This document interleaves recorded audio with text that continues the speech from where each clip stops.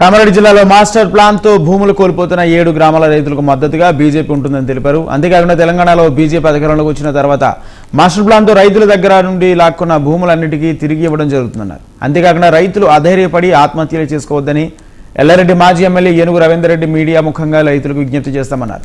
మరిన్ని వివరాలు మా ప్రతినిధి రమేష్ శర్మ అందిస్తారు.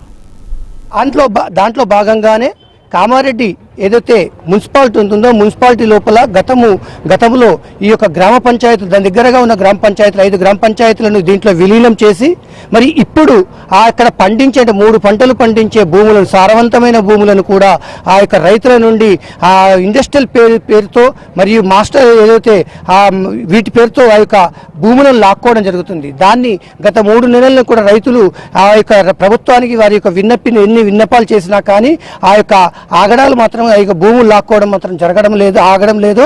మరి ఒక రకంగా ఒక రైతు ఏదైతే అడ్లూరు ఎల్లారెడ్డికి చెందిన రైతు రాములు అనే రైతు నిన్న ఆత్మహత్య చేసుకుని ఇంట్లో ఉరిపోసుకొని చనిపోవడంతో రైతులందరూ కూడా మరి ఈ యొక్క రైతు పోయిన భూమి ఏదైతే ఉంటుందో భూమి మా గతులు కూడా మళ్ళీ రాబోయే గతి కూడా మా యొక్క పరిస్థితులు కూడా ఇలాగే ఉంటాయేమో అని చెప్పి రైతులు ఒక రకంగా బాధపడుతూ వారందరూ కూడా నిన్న దాదాపుగా 3,000 మంది రైతులు ఈ యొక్క కలెక్టరేట్ ని ముట్టడించడం జరిగింది. నిన్న దాదాపుగా డే అంతా కూడా రాత్రి 12 గంటల వరకు అర్ధరాత్రి వరకు కూడా ఈ యొక్క రైతులు వారు కలెక్టర్కు తన విన్నవాళ్ళు చేసుకున్న కలెక్టర్ మాత్రం ఒక రోజు కూడా ఒక్క నిమిషం కూడా బయటకు వచ్చి రైతుల యొక్క బాధను వినలేదు. ఒక రకంగా ప్రభుత్వం ఏమో రైతులకు మేము ఆదుకుంటున్నాం, రైతులకు అధికారులందరూ అండగా ఉంటారు అని చెప్తున్నారు. కానీ ఈ కామారెడ్డి కలెక్టర్ మాత్రం రైతులను పట్టించుకునే దాఖలాలు లేవు.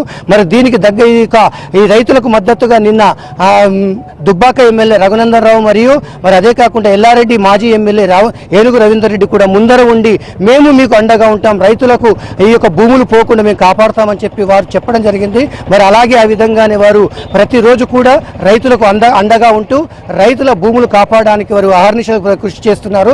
మరి ఈ రోజు రైతులు బంధు పిలుపునిచ్చిన అఖిలపక్షం తరఫున మరి ఏనుగు రవీందర్ గారు కూడా మనకు ఈ రైతుల బంధులో పాల్గొనడం జరిగింది. మన దగ్గర ఉన్నారు, వారిని అడిగి తెలుసుకుందాం. సార్ చెప్పండి సార్, ఒకవైపు ప్రభుత్వం ఏమో మేము రైతునే రాజు చేస్తామంటుండ్రు, మరి ఇది రైతులు ఈ విధంగా రైతు పండించే భూమి ఏదైతే ఉంటుందో ఆ భూమిని లాక్కోవడం మరి రైతులు రాజు చేయడమా రైతులు బిచ్చగాని చేయడమా అని మీరు ఎలా చూస్తారు దీన్ని?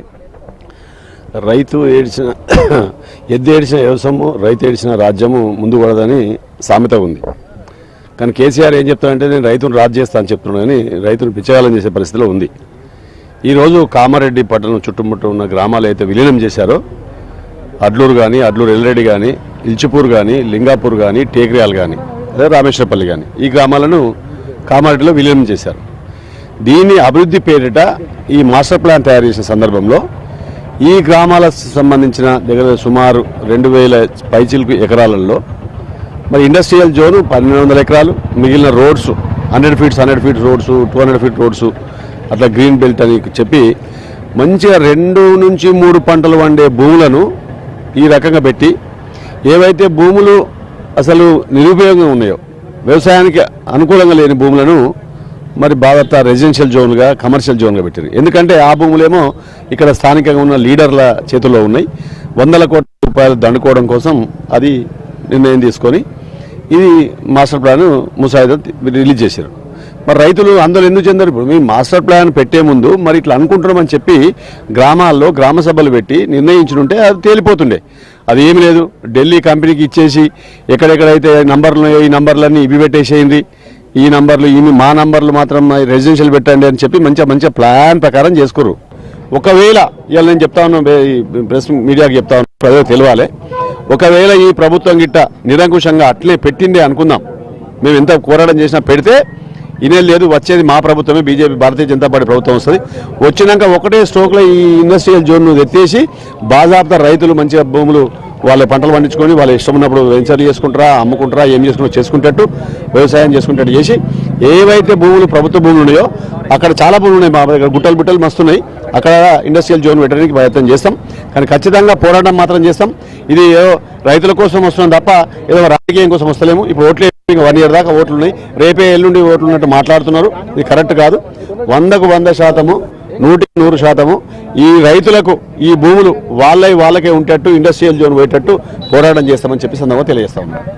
ఇది పరిస్థితి. ఎందుకంటే ఇక్కడ ఏదైతే ఇండస్ట్రియల్ జోన్గా ప్రకటించిన ఈ భూములు ఏవవుతున్నాయో భూములన్నిటి కూడా రైతులకు అండగా ఉంటాము. మేము తప్పకుండా ఎంతవరకైనా పోరాడతాము. మరి ఇక్కడ పారిశ్రామికంగా అభివృద్ధి చెందాలి కామారెడ్డి, కానీ పారిశ్రామిక పేరుతో రైతుల భూములు లాక్కోవడం మాత్రం కరెక్ట్ కాదు. దీంట్లో మాత్రం మేము ఖచ్చితంగా వ్యతిరేకిస్తాము. ఈ యొక్క ప్రభుత్వ భూములు ఏదైతే ఉంటుందో ప్రభుత్వ భూముల్లో మాత్రం పరిశ్రమలు ఏర్పాటు చేయాలి. రైతుల భూముల్లో మాత్రం ఆ రైతులు మళ్ళీ పండేటట్లుగా వారు అభివృద్ధి చెందేట్లుగా మేము తప్పకుండా ఇలాంటి చర్యలు తీసుకుంటాము. వారి కోసం ఎంతవరకైనా పోరాడతామని చెప్తున్నారు. ఇది ఇప్పటికైనా రాష్ట్ర ప్రభుత్వము వాటిని ఏదైతే ఉంటుందో భూములన్నీ కూడా తీసుకోకుండా ఈ యొక్క ప్రభుత్వ భూముల్లో పనికిరాని భూముల లోపల ఇండస్ట్రీలు ఏర్పాటు చేసి ఈ యొక్క పంటలు పండే భూములను వదిలిపెట్టాలని చెప్పి కూడా వారు డిమాండ్ చేస్తున్నారు. కెమెరా పర్సన్ మహేందర్తో రమేష్.